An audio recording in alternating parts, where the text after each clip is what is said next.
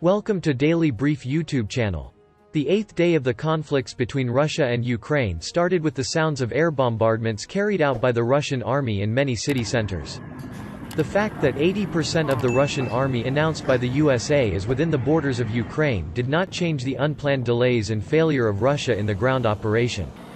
Having hit critical defense points in the first 2 days, Russia was expected to seize Kiev within 24 hours afterwards. But when we look today, on the eighth day of the war, the Russian army still did not enter Kiev, and some areas captured by the Russian forces were taken back by the Ukrainian armed forces. There are conflicts in many Ukrainian cities, and contrary to expectations, the conflicts turn into guerrilla warfare. Sirens did not go silent throughout the day in Kiev, and bombs fell on many points of the capital. While a new ground operation is expected with the arrival of the kilometer-long convoy moving to Kiev, Russia seems to want to break all the resistance of the Ukrainian armed forces before that. Realizing that it is very difficult to besiege Kiev from the west, the Russian troops will unite with the separatists in the Donbass region and surround Kiev from the east. Russian forces in southern Ukraine are making gains as the humanitarian crisis in Ukraine escalates. A day after taking control of the first major Ukrainian city, Russian forces on Thursday besieged urban areas across the country in a stoning attack that broke into civilian neighborhoods, beating it with heavier artillery and driving essential services to rubble. The attacks deepened a humanitarian crisis that caused 1 million people to flee the country and another million to flee their homes to Ukrainian cities far from the war.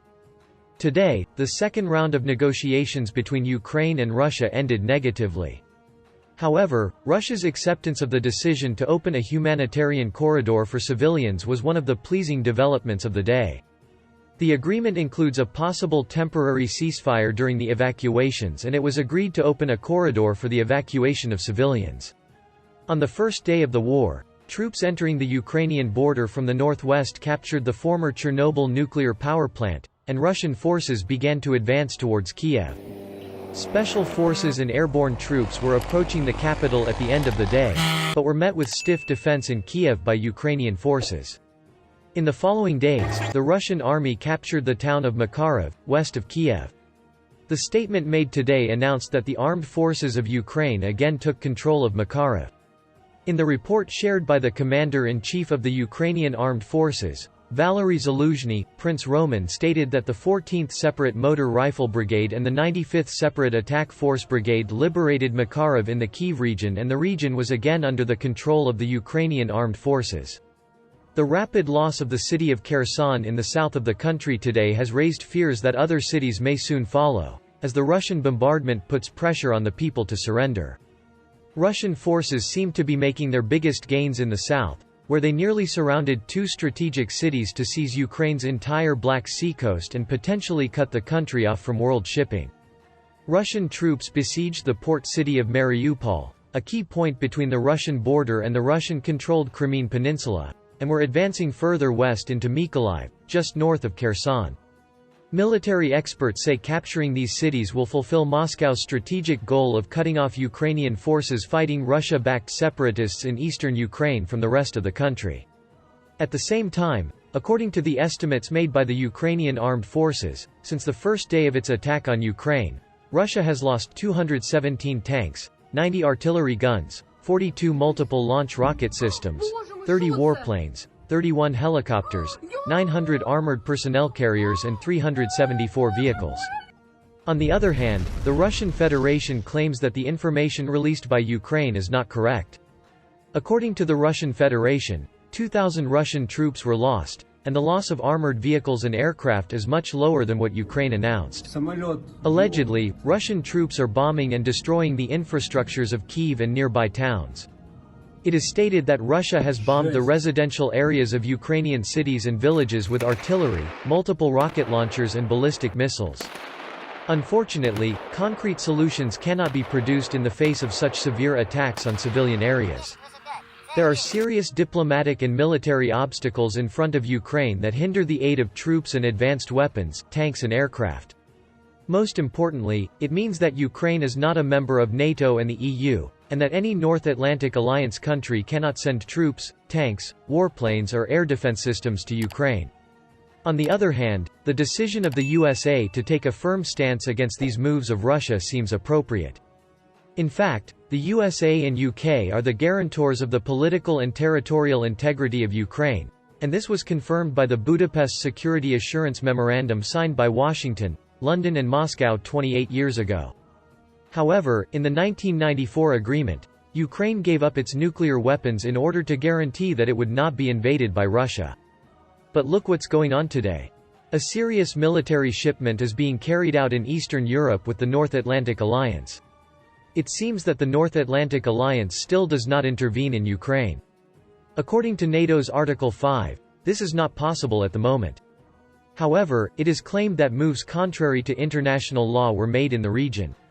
Russia's threat not only to Ukraine but also to Eastern Europe seems to be forcing the Baltic states, Europe, the North Atlantic Alliance and the United States to increase their contingency plans. One of the main aims of the North Atlantic Alliance and the USA with the recent shipments is thought to be to sharply strengthen its deterrence in the eastern flank member states so that Russia does not test its collective defense commitment. U.S. President Joe Biden stated that he is pleased with the unity within the North Atlantic Alliance and that the environment he wants to create within the alliance is to act as one. Earlier on Thursday, General Mark A. Milley, top military advisor to President Biden, said the Ukrainian military is conducting a highly effective and moving defense on its territory, using its innate knowledge to thwart Russian forces on multiple fronts. Although the strategic city of Kherson fell into Russian hands on Wednesday, officials said Ukrainian forces are waging battles up and down Russian lines with what they describe as the skill and ingenuity that can trip Russian troops for weeks or months. The Chief of Staff, General Milley, said the tactics employed by the Ukrainian troops included using mobile weapon systems to drive the Russians mad wherever possible. He said that Ukrainian troops fought with extraordinary skill and courage against the Russian forces. Fighting the Ukrainian people has become the eyes and ears of the world, said General Milley, as he stood up to an invading country that eclipsed their own and showed they were ready to die to protect it. Public comments to journalists traveling with him to meet with European officials at NATO are the first time General Milley has made since Russian President Vladimir Putin began his brutal efforts to seize Ukraine and overthrow the government of democratically elected President Volodymyr Zelensky. Was the comment. General Milley met with NATO Secretary-General Jens Stoltenberg in Brussels before traveling to Stuttgart, Germany, to meet with America's European Command. Mr. Stoltenberg said the Ukrainian military, supported by arms shipments from NATO countries in recent days, has performed better and has shown more resilience than most experts expected, and certainly more than Russia expected. One of the hottest developments of the day was the telephone conversation between Russian President Vladimir Putin and French President Emmanuel Macron. During the 90-minute phone call, very critical messages about the region emerged. He gave little hope that the war in Ukraine would subside at any time, and the Kremlin said it had no intention of backing out from a war going according to plan, and a warning from the French presidency that Mr. Putin seems determined to invade the entire country. A senior official in the French presidency briefed reporters on the 90-minute meeting between the two leaders, and Mr. Macron said, "Our analysis of military operations is that Russia's ambition is to take control of all of Ukraine." Pessimism after the call. Nothing is certain about the success of Russia's operations, but speaking on condition of anonymity in line with French government practices, we have to wait for the worst to come, said the official. There is nothing in what President Putin has said to comfort us, the official said. The call, which the French presidency says came at the Kremlin's request, was the third debate between the two leaders since the start of the war. Mr. Macron, who is expected to announce his recandidacy later on Thursday in April, has positioned himself at the center of diplomacy in Europe, polishing his reputation in France and abroad as an interlocutor with Mr. Putin. But while the French presidency has stressed that France will keep its diplomatic lines with Russia as open as necessary, including by organizing the passage of humanitarian aid, the ensuing telephone conversations have shown the limits of Mr. Macron's access to Mr. Putin. The French official gave a harsh assessment of Putin's determination to continue the conflict, saying he perceived the Russian leader's repeated long list of complaints and humiliations from Western countries that forced him to take action. The official said Putin also repeated demands from the Ukrainian government and other European countries that he had already found unacceptable. The official said Macron told Putin that he had made a serious mistake, and that he was deceiving himself, and looking for excuses, by claiming that the Kyiv government was run by the Nazis.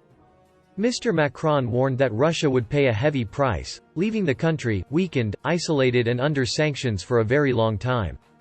In its own reading of the call, the Kremlin said that Putin had told his French counterpart that his main goal was the disarmament and neutral status of Ukraine. The Kremlin said these goals will be achieved no matter what. Putin also denied that Russian forces attacked civilians, dismissing them as elements of an anti-Russian disinformation campaign.